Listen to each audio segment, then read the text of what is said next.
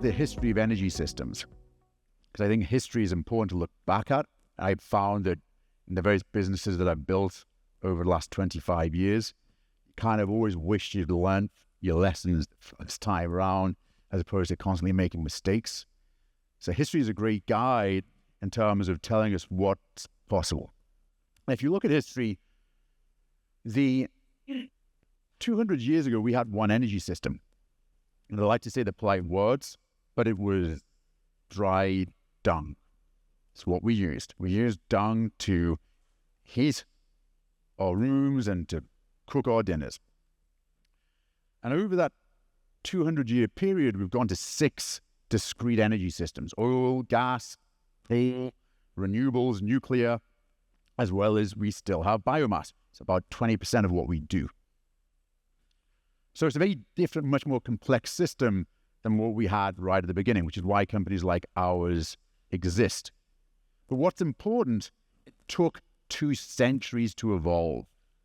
As each energy system became more dominant, it was a 30 to 50 year cycle, which meant as an energy company, as an investor in the infrastructure, you had 50 years to get a return on your capital and to get a return of your capital.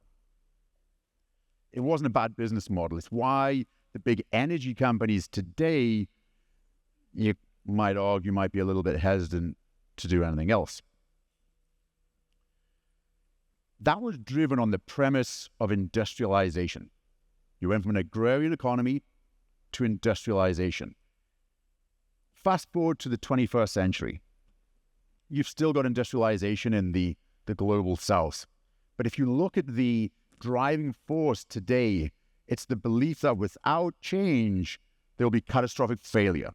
You have to reduce greenhouse gases. And that means a new energy system needs to evolve. The hydrogens, the ammonias, the offshore winds, the geothermal that we've talked about. The challenge is those cycles that were at play. The clock speed of technological change has fundamentally altered. We're not at a 30 to 50 year cycle now. We're much shorter. We're probably 5, maybe 10. And that clock speed of technological innovation is brutal, because you don't know what type of energy system is going to win. Will ammonia win out? Will methanol win out? Will batteries? Will offshore wind? Will solar? Who's going to be the winner? 100 years ago, we had railroads, and they'd be side by side. You'd have 6 railroads. One would win. And this is the challenge that we have today. But it will be fast failure. It'll be much faster than in the past. So when you're a global energy company, you've got to diversify your business. So you look at Shell or you look at BP. They have big portfolios which span oil and gas and the renewables businesses as well, because they know they're going to have to make some tough portfolio choices and reallocate.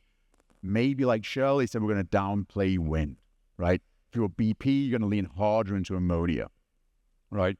So if you're big customers, and these are our customers, if they make those changes and I only service one of their needs as a ship owner, I'm out of business. So it means I've got to stay diverse. And as I look at our business, these are the risks that I've got to manage and think through. So we keep a diverse business space. We're in the renewables world, so we're in electrons. That's what we do in offshore wind. And our vessels help bring the technicians to the parks. We have big accommodation vessels. It's an electron world. On the other side, we're in the molecule world. It's very different. Behaves differently. You don't have people.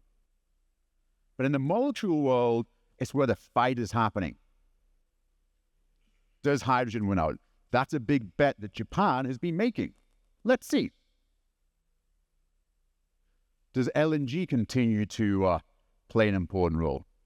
So businesses like ours, you need that risk diversification. You also need to have the optionality in your asset base, your real assets.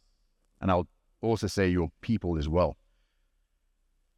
Our business has the ability and our vessels to carry a multiple of different types of gases.